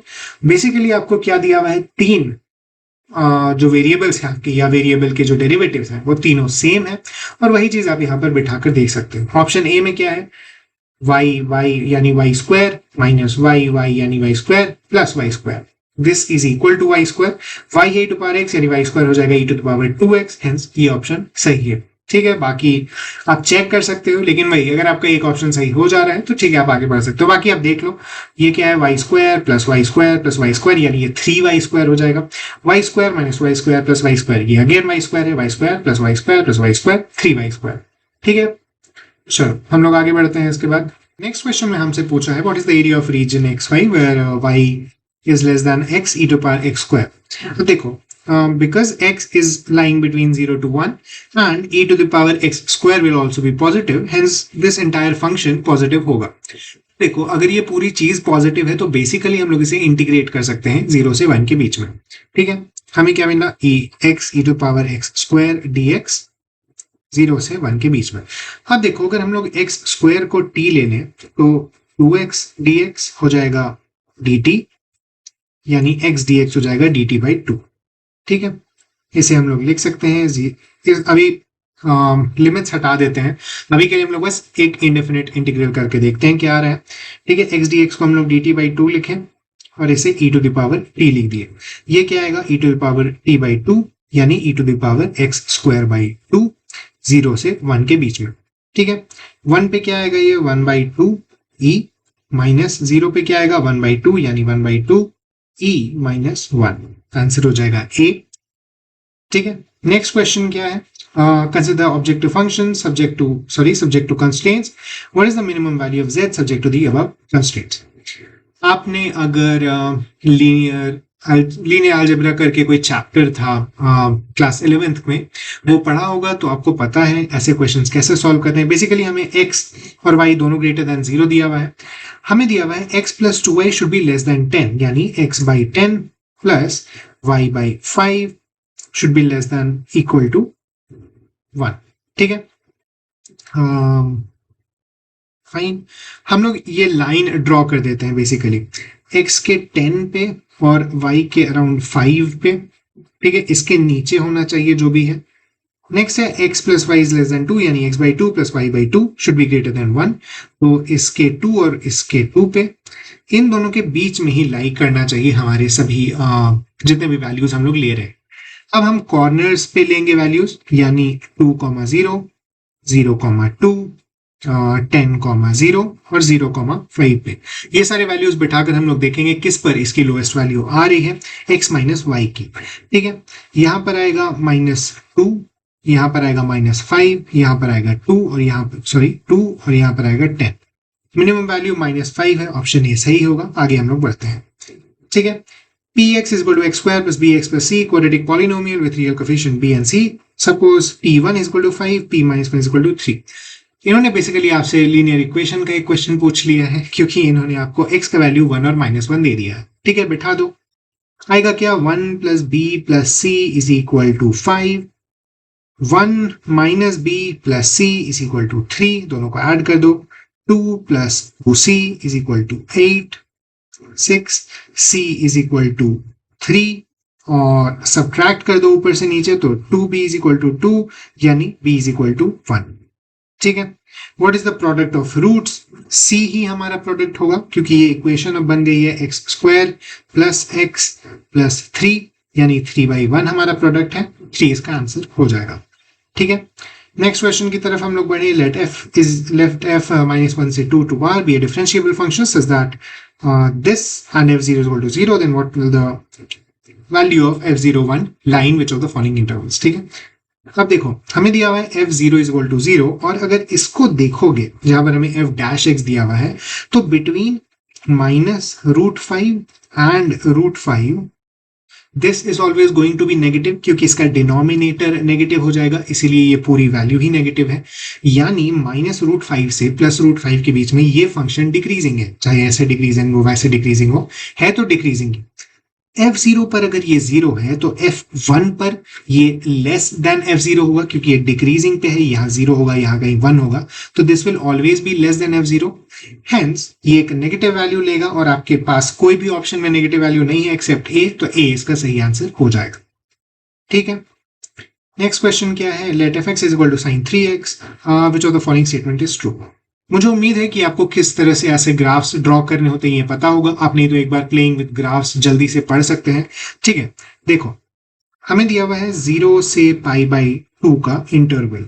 अब जनरली क्या होता है, अगर हमें साइन एक्स दिया हो तो वो ऐसा जाता है, सॉरी पाई तक ही ले लेते हैं इसको, चलो जनरली साइन एक्स ऐसा जाता है। ठीक है, लेकिन अगर साइन 3x होगा यानी हर 1/3 ऑफ द एक्स वैल्यू पे सेम वैल्यू अटेन कर लेगा, यानी π/6 पर ही इसका पीक आ जाएगा। ठीक है, पीक मतलब यहां का पीक सेम वैल्यू 1 की, 2π/6 पर जो कि π/3 होगा, ये 0 की वैल्यू अटेन कर लेगा, और 3π/6 जो कि π/2 है वहां पर ये इस तरह की वैल्यू अटेन कर लेगा जो कि ये पाई पर अटेन करता है। ठीक है, सॉरी जो कि ये 3π/2 पर अटेन करता है। फाइन, तो हमने पूछा क्या है, एफ इज डिक्रीजिंग ऑन π/4 कहाँ पे आएगा, देखो कहीं यहाँ आएगा यहाँ आएगा π/4 बिटवीन π/6 एंड π/3। ठीक है, अब देखो π/6 के बाद ये पूरा फंक्शन डिक्रीज ही कर रहा है, तो π/4 के बाद भी ये फंक्शन डिक्रीज ही कर रहा होगा क्योंकि वो सेम रेंज में आता है, इसीलिए f is decreasing on the interval π/4 to π/2। मैं एक बार फिर से आपको बहुत ही सिंपली एक्सप्लेन करता हूं। देखो हमारे पास मान लो ये नंबर लाइन है, यहाँ पर 0 है, यहाँ पर पाई है, यहाँ कहीं π/2 है। फाइन, जब हमारे पास साइन x होता है तो ये ग्राफ इस तरह का होता है जहां पर ये 1 की वैल्यू अचीव कर रहा है। अब हमारे पास अगर साइन 2x होगा लेट से, तो देखो π/4 पर sine 2x will be equal to sine π/2, इसीलिए इस केस में क्या होगा, दिस ग्राफ विल बिकम चिप्टा ऐसे, और यहीं पर ये वैल्यू अचीव हो जाएगी क्योंकि साइन की वैल्यू आगे नीचे जाती है, ये नीचे आएगा, ये इस तरह से 3π/4 पर this will achieve the value of 3π/2 यानी -1। ठीक है, ये चीज सिंपल हुई। अब अगला देख, अगर हमारे पास साइन 3x हो तो π/6 और 2π/6 हमारे पास दो वैल्यूज हैं, π/6 पर ही इसकी वैल्यू हो जाएगी साइन π/2, हेंस ये यहीं पर 1 की वैल्यू अचीव कर लेगा। 2π/6 पर इसकी वैल्यू हो जाएगी पाई, मैंने देख लो 2π/6 इंटू 3 अगर हम लोग करें तो इसकी वैल्यू पाई, साइन पाई 0 होता है इसलिए यहां आ जाएगा, फिर से ये नीचे जाएगा ऊपर जाएगा, इसीलिए जैसे जैसे हम लोग साइन nx में n की वैल्यू बढ़ाएंगे वो पूरा ग्राफ चिपटा होते जाएगा। यही चीज बेसिकली आपको यहाँ करनी थी जिससे आपको दिख जाएगा ग्राफ के जरिए ही कि π/4 से π/2 में ये पूरा फंक्शन डिक्रीजिंग है। ठीक है, नेक्स्ट क्वेश्चन क्या है, which of the following function is differentiable at x equal to 0। अब देखो डिफरेंशिएबिलिटी की एक बहुत ही फंडामेंटल डेफिनेशन है कि कॉर्नर्स नहीं आने चाहिए आपके ग्राफ में। मैं प्रिफर करता हूं ग्राफ से क्वेश्चंस बनाना क्योंकि काफी इंट्यूटिव होते हैं और काफी जल्दी भी बन जाते हैं। अब देखो मॉड x का ग्राफ हमें पता है ऐसा दिखता है, x टू द मतलब रूट x का ग्राफ कैसा दिखेगा। अब देखो रूट x का ग्राफ इन जनरल कैसा दिखता है, यहां से अगर हम लोग शुरू करें 0 पे 0 है इस तरह से जाएगा। ठीक है, यहाँ क्योंकि मॉड लगा हुआ है तो ये इस तरह से जाएगा, यहाँ पे भी कॉर्नर आ गया। साइन x का ग्राफ कैसा जाता है, देखो यहाँ पे ऐसे जा रहा है, इधर भी ऐसे जा रहा है, लेकिन मॉड लगा देने से ये ऐसे जाएगा। ठीक है, इसको हटा दो यहाँ बीच से। फाइन, कॉस x का ग्राफ अब कैसा होता है, ऐसा 0 पे ऐसा, आगे ये दोनों तरफ सिमेट्रिक ऑलरेडी है, इसलिए मॉड लगाने के बाद भी इसमें कुछ फर्क नहीं पड़ता, ये ऐसा ही दिखता है। इसीलिए कंटिन्यूअस ग्राफ रहेगा वहां पर और डिफरेंशिएबल भी होगा उस पॉइंट पर, क्योंकि वहां कोई भी कॉर्नर्स नहीं आ रहे, जैसा ग्राफ है वैसा ही दिखता रहता है। ठीक है। नेक्स्ट क्वेश्चन हम लोग फिजिक्स से देख रहे हैं। A ball is thrown vertically upwards with initial speed u from height h above the ground. The ball eventually hits the ground with speed v. The acceleration due to gravity is g. Air resistance negligible. What is the average speed of ball in the entire trajectory? आपसे यहाँ पर average speed पूछा है, ना कि average velocity. अगर average velocity पूछता तो आप बस टाइम यूज करके और हाइट यूज करके निकाल सकते थे। और एक और मजेदार चीज है, मोस्ट ऑफ द ऑप्शंस में u और v के ही टर्म्स बताना है आपको। टाइम का कहीं पर अगर आप वेरिएबल लेते हैं तो उसे कैंसिल करना है, वो आपको दिया भी नहीं है क्वेश्चन में क्योंकि। ठीक है, तो हम लोग देखते हैं ये h है, यहाँ हमने u से फेंका और ये नीचे आया है v से। ये कुछ इस तरह की ट्रैजेक्टरी फॉलो करेगा, मतलब स्ट्रेट ही लाइन में ऊपर नीचे करेगा, लेकिन हम लोग अज्यूम करते हैं थोड़ा इधर उधर जाकर गिरा है। ठीक है, सबसे पहले हम लोग ये टाइम निकालते हैं, फिर हम लोग ये टाइम निकालेंगे, क्योंकि ये सिंपल मोशन के जो इक्वेशन है उनसे आ जाएगा। सबसे पहले क्या आएगा, u v is equal to u plus a t का अगर हम लोग फॉर्मूला देखें, v यहाँ पर 0 है क्योंकि ये फाइनल पॉइंट पर रुक जाएगा। a यहाँ पर माइनस g होगा, हेंस जो टाइम आएगा पहला t1 जिसे हम लोग कह सकते हैं वो होगा u बाई g। ठीक है, सेकेंड हाफ के लिए देखो लास्ट में v हो रहा है, तो v is equal to u यहाँ पर 0 है क्योंकि इनिशियल स्पीड 0 होगी, इज इक्वल टू gt2। ठीक है, यहां से t2 क्या है हमारा v बाई जी, हमारा टाइम क्या आ गया u प्लस v बाई जी। ठीक है, ये पूरा हमारा टाइम का एक्सप्रेशन है। अब हमें डिस्टेंस देखना है। सबसे पहले ये जो ऊपर गया होगा इसके लिए हम लोग फिर से लगा सकते हैं v square is equal to u square plus 2as। यहाँ पर जो s आएगा वो हमारा हो जाएगा। ठीक है, v यहाँ पर फिर से 0 है, a यहाँ पर फिर से माइनस जी है, हेंस जो s आएगा वो होगा u स्क्वायर बाई 2g। ठीक है, ये डिस्टेंस हो गया u square by 2g। Fine, अब देखो ये जो पूरा डिस्टेंस है आइदर हम लोग u square by 2g plus h कर सकते हैं और फिर h के टर्म्स में निकाल सकते हैं, या फिर हम लोग इसका पर्सपेक्टिव बदल सकते हैं। हम लोग क्या देख रहे हैं, v से ये नीचे गिर रहा है, हम लोग अज्यूम कर सकते हैं हमने v से ही इस बॉल को ऊपर फेंका था, ये मैक्सिमम हाइट तक गया और क्योंकि एयर रेजिस्टेंस नेग्लिजिबल है ये वापस v से ही नीचे गिर गया है। ठीक है, काइनेटिक एनर्जी कंजर्व रही है इसकी पूरे टाइम। तो देखो अगर v से हम लोग ग्राउंड हाइट से इसको फेंकेंगे तो ये इस हाइट तक पहुंचेगा, ये हो जाएगा v स्क्वायर बाई 2g यानी d2। ठीक है, अब देखो हमारा एवरेज स्पीड क्या आएगा, u square plus v square by 2g divided by u plus v by g। जी यहाँ से कैंसिल हो गया, हमारा आंसर आया u square plus v square by 2u plus v। ठीक है, नेक्स्ट क्वेश्चन हमें दिया है to cubes A and B of same dimensions are made of different materials, densities row A row B respectively. Cube A floats in water with fraction nu of its volume immersed. When cube B is placed on it, it is found that cube A is entirely immersed while cube B is entirely above the surface of water. What is the ratio of rho A and rho B? ठीक है, simple question है, आपको density का ratio निकालना है। हम लोग क्या करते हैं, पहले एक फिगर बना के देखते हैं। ठीक है, मान लो ये A है जिसका वॉल्यूम V है, इसका न्यू V इमर्स्ड है पानी के नीचे, और जब इसके ऊपर हम लोग ब्लॉक B रख देते हैं तो ये पूरा ही इमर्स हो जाता है। ठीक है, अब हम लोग फ्री बॉडी डायग्राम बना देते हैं, बेसिकली ज्यादा कुछ है नहीं इसमें। इसमें नीचे क्या आ रहा होगा, रो ए वी जी। ठीक है, इसका एम जी बेसिकली। इस पे ऊपर क्या लग रहा होगा, nu V into rho of water into g. जैसा हम लोग जानते हैं रो जी वी इमर्स्ड जो भी होता है वाटर के अंदर वो। इस पे नीचे क्या लग रहा होगा, rho A plus rho B we g, और ऊपर लग रहा होगा इस पे रो वी जी। ठीक है, पूरा ही वॉल्यूम क्योंकि अब इमर्स हो गया है। यहां पर हमने कॉमन इसीलिए लिया है क्योंकि दोनों के डिमेंशन सेम है, मतलब दोनों का वॉल्यूम सेम है।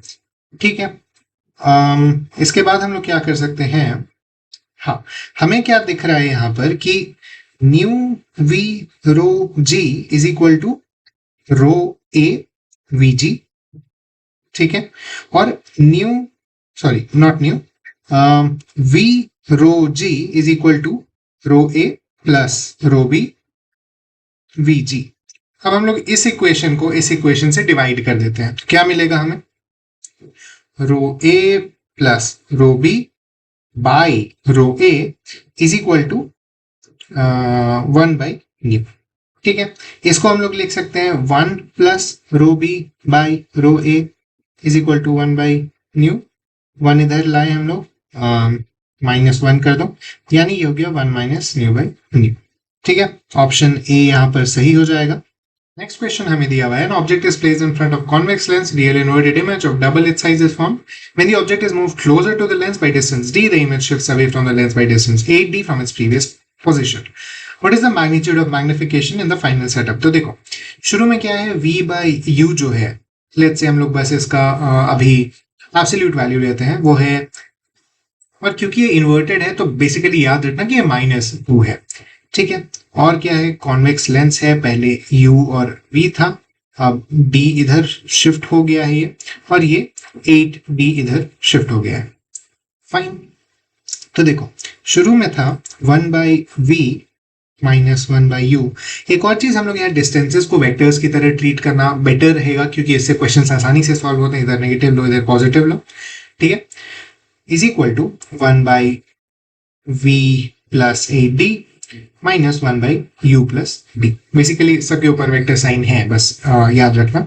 अब हम लोग v के टर्म्स को एक तरफ, u के टर्म्स को एक तरफ ले आए, तो होगा 1/v minus 1/v plus 8d is equal to 1/u minus 1/u plus d। ठीक है, ऊपर लाओ तो क्या आएगा, 8d by v into v plus 8d is equal to d by u into u plus d। ठीक है, यहां से डी डी कैंसिल हो गया। हमें एक और चीज देखनी है कि v plus 8d by u plus d is the new magnification. ठीक है, तो हमें वही निकालना है इन दी एंड बेसिकली। ठीक है, वो ऊपर ले जाओ, इधर नीचे ले आओ, 8 by v by u is equal to v plus 8d by u plus d। ठीक है, v बाई u हमें पता है 2 है, तो ये हटा दो, यहां से कट के 4 आ गया, यानी हमारा new magnification is 4, option A सही हो जाएगा। नेक्स्ट क्वेश्चन में हमसे पूछा है, the frequency of whistle of train moving with constant speed is observed by stationary detector on the platform to be rho 1. Frequency of same whistle is said to be rho 2 inside train that is coming towards the first train with a speed v. If the speed of sound is v sound, what is the ratio of v by v sound? ठीक है, simple Doppler effect का question है। सबसे पहले हम लोग क्या देखते हैं, एक ट्रेन है जो कि लेट्स से v नॉट से मूव करी है, एक प्लेटफॉर्म है, और एक दूसरी ट्रेन है जो v से मूव करी है। Sound of speed is v sound everywhere. इसको रो 1 सुनाई दे रहा है, इसको रो 2 सुनाई दे रहा है। ठीक है, सबसे पहले हम लोग प्लेटफॉर्म वाले के लिए लिखते हैं, तो rho 1 is equal to rho naught into v sound by v sound, क्योंकि ये क्लोज आ रहा है तो फ्रीक्वेंसी बढ़ेगी, यानी v sound minus v naught, और rho 2 is equal to rho naught into v sound plus we by v sound minus v not.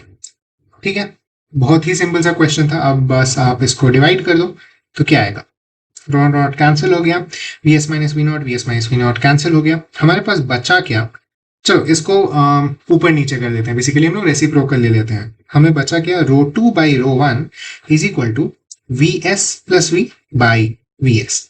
मैंने reciprocal इसीलिए लिया था क्योंकि अब हम लोग इसको लिख सकते हैं 1 plus we by V S, जो हमें रेशियो चाहिए, 1 को इधर ले जाओ, यानी row 2 minus row 1 by row 1 is equal to V by V S, यानी ऑप्शन ए इसका सही आंसर होगा।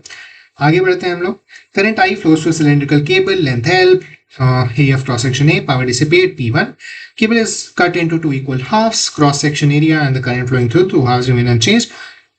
Power dissipated in each half is P2. Which of the following options is correct?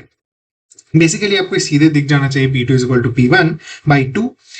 हम लोग इसको एक बार देख भी लेते हैं। पहले देखो, ऐसा वायर था जिसमें P1 डिसिपेट हो रहा था, इसको R ले लो रेजिस्टेंस, ठीक है, यानी I स्क्वायर R। अब दूसरे केस में क्या है, इस वायर को हमने 2 भाग में काट दिया है। अब आपको पता होना चाहिए R क्या होता है, रो L by A, cross section same रह रहा है, L बाई 2 हो जा रहा है यहाँ पे, तो R naught is equal to R by 2, यानी R बाई 2 इधर, R बाई 2 इधर, यानी I square R by 2, I square R by 2 is each P1 and P2, और इसीलिए हम लोग देख सकते हैं P2 is equal to P1 by, ठीक है, sorry fine. Next question, particle A with charge Q, particle B with charge 2Q, fixed at position R A, R B respectively. The force A due to B is FBA, B due to A is FAB. Which of the following option is correct? अगर आपने Newton's third law of motion पढ़ा है तो आपको पता होगा जो भी फोर्स लगता है उसका एक इक्वल और अपोजिट फोर्स लगता है, इसीलिए FAB is equal to minus of FBA in any situation, जो भी न्यूटोनियन फिजिक्स फॉलो कर रहा है। ठीक है, तो इसका ऑप्शन ए सही होगा। नेक्स्ट हमसे पूछा है the magnetic flux phi b t through a coil at time t is given by this and where phi naught is a non-zero constant. What time the magnitude of induced EMF है maximum? ठीक है, आपको पता होना चाहिए जो induced EMF होता है वो प्रोपोर्शनल होता है minus D phi by D T के, यानी फ्लक्स जिस रेट पर चेंज करेगा उसके प्रोपोर्शनली EMF चेंज करेगा, और इसीलिए ये हो जाएगा proportional. Let's say E is equal to K into phi naught। Cos का डिफ्रेंसिएशन क्या होता है? माइनस साइन, और माइनस कैंसिल हो जाएगा, इसीलिए साइन ओमेगा टी और एक और ओमेगा बाहर आ जाएगा क्योंकि ये यहां पर है। ठीक है, अब देखो इसका हमसे मैक्सिमम वैल्यू पूछा है। साइन ओमेगा टी का मैक्सिमम वैल्यू क्या हो सकता है? 1 होगा। This will happen when omega T is equal to pi by 2। ठीक है, यानी यहां से टी आ जाएगा pi by 2 omega. Option A. काफी सिंपल क्वेश्चंस है, बेसिक फॉर्मूला आपको बस लगाना है। अगर आपने एनसीईआरटी तक भी पढ़ी होगी तो आपको ये फॉर्मूलाज पते होंगे। The intrinsic electron and hole concentration of SI based intrinsic semiconductor are Ne naught NH naught, ठीक है, जो कि इक्वल होता है for an intrinsic semiconductor. Doping किया है with trivalent impurities respective carrier concentration. आपको एक आसान तरीका मैं कहता हूं याद कराने का, जब ट्राइवेलेंट इंप्योरिटीज है तो हमेशा पॉजिटिव चार्ज आएगा क्योंकि ट्राइवेलेंट इंप्योरिटीज के पास इलेक्ट्रॉन्स कम है। पॉजिटिव चार्ज का मतलब क्या है? होल्स के नंबर बढ़ेंगे। इसी के ऑपोजिट अगर हम लोग पेंटावेलेंट इंप्योरिटीज डालते हैं तो वह नेगेटिव चार्ज आएगा क्योंकि उसके पास इलेक्ट्रॉन ज्यादा है, तो उस केस में इलेक्ट्रॉन्स के नंबर बढ़ेंगे। यहाँ पर हमने ट्राइवेलेंट से किया है उसे डोप, तो NH is greater than NH not आ जाएगा। ठीक है, सिंपल सा क्वेश्चन मैंने बस लिख दिया है यहाँ पर, सिंपल सी थ्योरी अगर आपने सेमीकंडक्टर्स का चैप्टर पढ़ा होगा।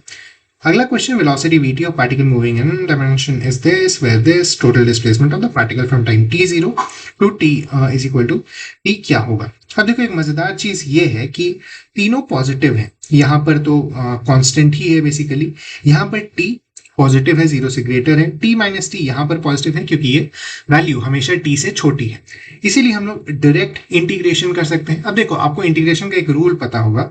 Let's say we want to go from a to b, integration किसी भी चीज का है, इसको हम लोग ब्रेक कर सकते हैं a to c plus c to p।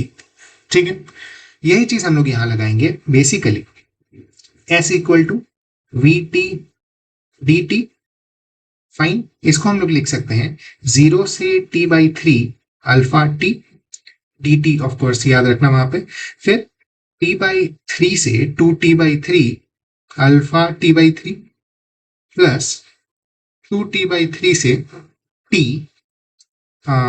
Alpha t minus T. Fine, बस हो गया। आपको अगर ये इंटीग्रेशन आती है जो कि बहुत टफ नहीं है तो आप कर लेंगे इस क्वेश्चन को।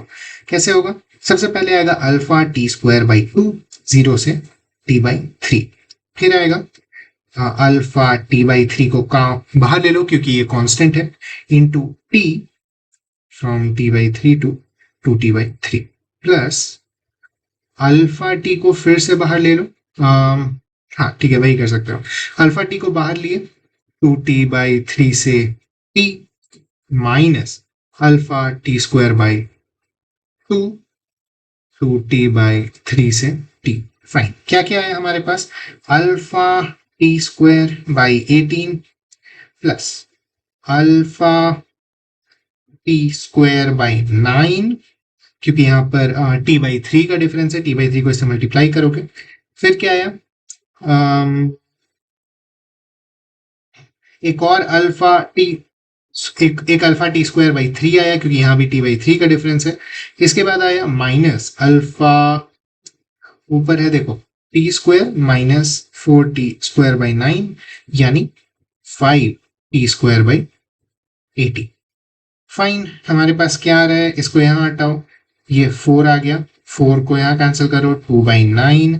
ठीक है, इसको यहाँ हटाओ, ये माइनस बेसिकली इसको 3 से कर दो तो हमारे पास आएगा 3 minus 1 alpha t square by 9 यानी अल्फा टी स्क्वायर बाई 9। ठीक है, नेक्स्ट क्वेश्चन हम लोग देखते हैं। Two fix point particles each of charge Q Q are separated by distance this. Another point charge q of mass m oscillating between its equilibrium position. The time period of oscillation is this. Given epsilon naught is permittivity. Which of the following option is a dimensionally correct expression for a SI unit? इतना लंबा चौड़ा भूमिका बांधने के बाद आपको बस dimensional constant पूछा है, बेसिकली डिमेंशंस क्या है उसके वो पूछा है। ठीक है, हम लोग को देखो क्या दिया हुआ है, E इज इक्वल टू 2π3/2। कोई यूज का नहीं है, इसको हटाओ, के ही लिख देते हैं हम लोग सीधे, alpha root M by Q. ठीक है, अब देखो T इज व्हाट, हम लोग T को टाइम ही लेते हैं, चलो K तो हटाओ उसको, अल्फा है, रूट के अंदर मास है और Q है यहां पर।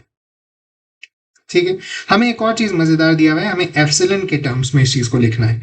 Q को बेसिकली हम लोग चार्ज का Q लिख देते हैं। अब चलो हम लोग देखते हैं कि 1/4 epsilon naught Q1 Q2 by R is energy. ठीक है, एनर्जी का क्या होगा, mass into velocity square basically by T square. Fine, इसे हमें क्या मिल जाएगा, चलो देखते हैं। Okay, alpha is basically Q T by root N, ये चीज याद रखते हैं, इसको हम लोग यहाँ पर लगा देंगे। फाइन, अब देखो हम लोग इधर ले जाते हैं, Q square T square is equal to, इस 4 को हटा ही दो, epsilon L Q by M.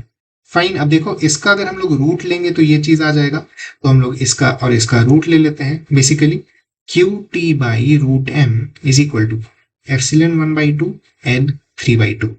ठीक है, ऑप्शन ए यहां पर सही हो जाएगा। Fine, next question, what is the effective resistance between A and be in the circuit shown below. Simple सा क्वेश्चन है, काफी सारी सिमेट्री दिख रही होगी। सबसे पहले तो देखो ये एक लाइन ऑफ सिमेट्री है, तो हम लोग इसको यहां पर ओवरलैप कर देते हैं। ये इक्विवेलेंट हो जाएगा किसके, यहां r/2 आ गया, यहां चलो r ही रहा, बीच में r आ गया, इधर 3r/2 आ गया और यहां 3r आ गया। ये a है, ये b है। अब देखो r/2 r 1/2 का रेशियो, 3r/2 3r 1/2 का रेशियो, यानी एक व्हीटस्टोन ब्रिज है, यानी बीच का रेजिस्टेंस हम लोग हटा सकते हैं। ये अब इक्विवेलेंट हो गया, 3r/2 इधर, r/2 इधर, नीचे r, ऊपर 3r। फाइन, ये क्या हो गया, ऊपर बेसिकली हमारे पास आ गया 2r, नीचे हमारे पास आ गया 4r पैरेलल में, तो अब इसको निकाल देते हैं, 1/2r plus 1/4r whole divided by 1 इधर कर लो, 2 इधर 4r/3, यानी इसका ऑप्शन ए सही हो जाएगा। ठीक है, आई थिंक मैंने डिलीट नहीं किया, हाँ ठीक है। नेक्स्ट क्वेश्चन में हमसे पूछा है, two spherical bodies A B each of mass m radius r are located such that their centers are apart by a distance 4r as shown in the figure. Object c of mass m is thrown from the surface of a directly towards b. Its speed v0 is equal to 2 vmin, where vmin is the minimum speed needed for c to reach the surface of b. Given that g is the universal gravitational constant, how does the speed vx of c change as a function of distance x from the center of a? हम लोग यहाँ पर simple conservation of energy लगाएंगे हर जगह। ठीक है, तो सबसे पहले हम लोग क्या देखते हैं, इनिशियल एनर्जी को फाइनल एनर्जी से इक्वेट करने के लिए हमें क्या मिलेगा, half m v0 square plus, या माइनस ले लेते हैं क्योंकि यहाँ पोटेंशियल, छोड़ो, plus minus gmm by r। ठीक है, ये a की c पर पोटेंशियल एनर्जी है, plus minus gmm by 3r, ये b की c पर पोटेंशियल एनर्जी है, is equal to half m vx square plus minus gmm by x, let's say ये एक डिस्टेंस x पर हम लोग मान रहे हैं यहां से, plus minus gmm by 4r minus x। ठीक है, ये हमारे पास आ गया। फनी चीज ये है कि ये हमारा क्वेश्चन कंप्लीट कर देता है बेसिकली, इसके बाद हमें vx मिल गया है इन टर्म्स ऑफ x, लेकिन ऑप्शंस अगर आप देखोगे तो कहीं पर भी v0 नहीं है। v0 क्यों नहीं है, क्योंकि यहाँ पर आपको एक एडिशनल इंफॉर्मेशन है कि v0 is equal to 2 vmin।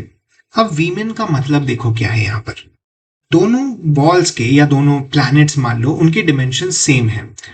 आपने कभी अगर एक हिल पर क्लाइंब किया होगा तो आप देखेंगे कि बस क्लाइंब के टाइम ही आपको थोड़ी एफर्ट लगानी होती है, एनर्जी लगानी होती है।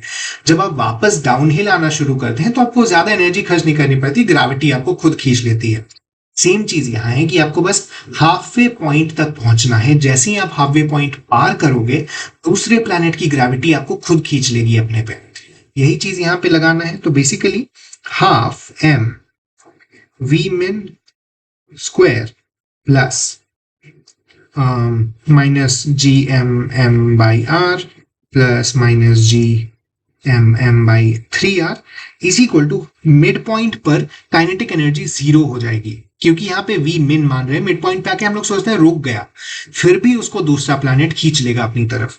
Is equal to 0 plus minus G M by 2r into, ठीक है। यहां से हमें क्या देखने को मिला कि हाँ, यहां से हमें क्या देखने को मिला, ये 2 कट गया, इधर से minus G M by R cut गया, ये मिला हमें half M V min square is equal to G M by 3r। M cut गया, यहां से 2 को इधर ले आओ। अब देखो v not square is equal to 4 v min square, hence v not square is equal to 8 g M by 3r। Fine, half v not square is equal to, यहाँ पे काटो 4 जी एम बाई 3r। इस चीज को बस यहाँ पे replace कर देते हैं, M M M M M M काट दिया हमने हर जगह से। Basically 4 G M by 3r minus G M by R minus G M by 3r, ये हमारा LHS है। 3 डालो, ये देखो ये पूरा 4 जी एम बाई 3r बन गया, ये और ये कैंसिल हो गया, हेंस आपको LHS जो था वो पूरा 0 मिल गया। ठीक है, बेसिकली आपको क्या मिला, half V X square minus G M by X minus G M by 4r minus X is equal to 0, क्योंकि हमने देखा पूरा ही LHS 0 हो गया है। ठीक है, इसको इधर ले गए हमने, क्या आया, half V X square is equal to, अब इधर 4r minus X plus X G M by X into 4r minus X, ठीक है, is equal to half V X square. यहां से ये गया, basically 8r G M by X 4r minus X is equal to V X square. V X के लिए इसके अंदर रूट ले लो, 2√2 r G M by root under x 4r minus x. Basically option A जो यहाँ पर है वो आपका सही हो जाएगा। ठीक है, थोड़ा लेंदी क्वेश्चन था, पर बेसिक्स अगर आपके स्ट्रांग है, एनर्जी कंजर्वेशन लगाना आपको आता है, तो कुछ बहुत ही मेजर प्रॉब्लम नहीं था ये। Consider Bohr model of atom where electron of charge E revolves around a nucleus of charge plus E in an orbit of radius r. In an orbit of radius r, electron has an orbital angular moment of 2h. If the nucleus has charge 2e, what would have been the radius of the orbit with the same principal quantum number? देखो, सबसे पहली चीज है consider a Bohr model. इसके बाद आपको जो भी दिया हुआ है वो सब फ्लफ है। ठीक है, आपको पता है बोर मॉडल में क्या होता है, R is proportional to n square by z। आप वो पूरा फॉर्मूला भी याद कर सकते हो, लेकिन काम की चीज यही होती है। ठीक है, अब आपको दिया हुआ है same principal quantum number, n same है, z आपका क्या हुआ है, इंटू 2 हो गया, यानी न्यूक्लियर चार्ज इंटू 2 हो गया है, हेंस आपका रेडियस बाई 2 हो जाएगा, इसीलिए r बाई 2 आपका यहाँ पर सही आंसर है। ठीक है, मेन चीज यही है इस क्वेश्चन का कैच, कि आपको और कुछ नहीं पढ़ना अगर आपकी बेसिक अजम्पशन सही कर दी गई है। ठीक है, next question, a quantity has been measured to have value this in some how many significant figures. Class 11th का पहला चैप्टर आपको दिया हुआ है, कैसे सिग्निफिकेंट फिगर्स रीड करते हैं। अब देखो, अगर आपको वो समझ में नहीं आया तो बहुत सिंपल सी चीज है, आप इस जीरो को, इस डेसिमल को बेसिकली उठा के उस पॉइंट पर रख दीजिए जहां पर आपका पहला डिजिट मिल रहा है। यहां पर हमें मिला 2.30 इंटू 10 टू द पावर 1 2 3 माइनस 3। ठीक है, यहां पर आप देख सकते हैं ये जो नंबर है ये आपका सिग्निफिकेंट नंबर है। इसके बाद तो 10 टू द पावर कुछ भी लगा हो, आपको वो चीज ज्यादा मतलब नहीं रखती है। बेसिक आपका जो वैल्यू आया है वो ये है। 10 की पावर्स को आप मिली सेंटी लगाकर चेंज कर सकते हो, ये वैल्यू है वो आप चेंज नहीं कर सकते बिना अपने एरर को इंट्रोड्यूस किए। इसीलिए यहाँ पर 2, 3 और 0 तीन सिग्निफिकेंट डिजिट्स होंगे, यहाँ पर आंसर 3 हो जाएगा। नेक्स्ट क्वेश्चन में हमसे पूछा है consider Carnot heat engine operating between heat reservoir 600 300 one cycle में 1000 of heat is extracted from the reservoir, associated work is input into the reversible refrigerator. यानी दो सिस्टम्स कनेक्टेड है, एक कार्नोट इंजन और एक रेफ्रिजरेटर, ठीक है। Operates between 200 and 300, the refrigerator completes one cycle and releases heat into the atmosphere. How much heat is released into the atmosphere at the end of one cycle of the combined system. मैंने कहा यहाँ पे दो parts है system के, ठीक है। पहले कार्नोट इंजन है जो कि कार्नोट इंजन है जो कि 600 के रिजर्वॉयर से हीट लेकर 300 में डाल रहा है, ठीक है। कुछ वर्क कर रहा है, ये वर्क हम लोग एक रेफ्रिजरेटर में डाल रहे हैं जो 200 से हीट लेकर 300 में डाल रहा है। अब देखो, सबसे पहले हमें पता होना चाहिए एफिशिएंसी क्या होती है, 1 माइनस सिंक बाई सोर्स या रिजर्वॉयर टेम्परेचर। ये है यहाँ पर 1/2। ये यहाँ 1000 किलो जूल ले रहा था और इसकी एफिशिएंसी जो वर्क करने की है 1/2 है, यानी बस 500 का ये वर्क कर रहा है। बाकी का 500 ये रिलीज कर दे रहा है बाहर एटमॉस्फेयर में जो 300 केल्विन पे है। दूसरी चीज, सेम फॉर्मूला हम लोग रेफ्रिजरेटर के लिए भी लगा सकते हैं, ये होगा 1 माइनस 200 बाई 300। रेफ्रिजरेटर के लिए बस टेम्परेचर्स उल्टे हो जाते हैं। बेसिकली ये 1/3 की एफिशिएंसी रखता है in its work by heat release. यहाँ पर वर्क हमें दिया हुआ है 500 हो रहा है इसके, सॉरी वर्क हमें दिया हुआ है 500 हो रहा है इसके ऊपर, तो हीट रिलीज जो हो जाएगा वो 500 इंटू 3 यानी 1500 के बराबर होगा। ये बेसिकली 1500 यहाँ रिलीज कर रहा है, 500 यहाँ रिलीज कर रहा है, इसीलिए net heat release by the system in one cycle हो जाएगा 2000 kilo joules. Fine, next question क्या है? ये लास्ट क्वेश्चन था, तो इसी के साथ ये मैंने आंसर्स फिनिश कर दिए हैं। यहाँ पर एक इंपॉर्टेंट चीज जो मैंने देखी है वो ये है कि पीसीबी स्टूडेंट्स के लिए मैथ्स करना वुड बी वेरी इजी क्योंकि बस एनसीईआरटी से होता है। On the other hand PCM students के लिए बायो थोड़ा हार्ड हो सकता है क्योंकि आपको बहुत वास्टली कवर करना है। अगेन बायो में ये कैच है कि मैच द फॉलोइंग्स में अगर ऑप्शंस अलग ऐसे ही आते रहे तो आप आसानी से एक दो चीजें याद करके भी उस पूरे आंसर को कर सकते हैं। जहां तक बात हुई केमिस्ट्री की, तो इस बार कम रिएक्शन बेस्ड क्वेश्चंस आए थे, यानी फिर से पैटर्न थोड़ा और आसान किया जा रहा है, जैसा मैंने कहा बोर्ड्स लेवल टाइप किया जा रहा है।